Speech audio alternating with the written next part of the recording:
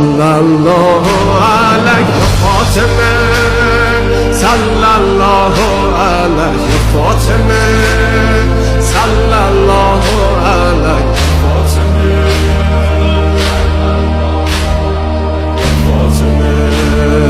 روی لبها نور و قدر و کوثر و طاها، ذکر نورانی عاشقها، تسبیحات حضرت زهرا. الله اکبر این همه جلال، الله اکبر این همه شکوه، الله اکبر در راه علی فاطمه ایستاده مثل یک کوه. میدونم که راز شهادت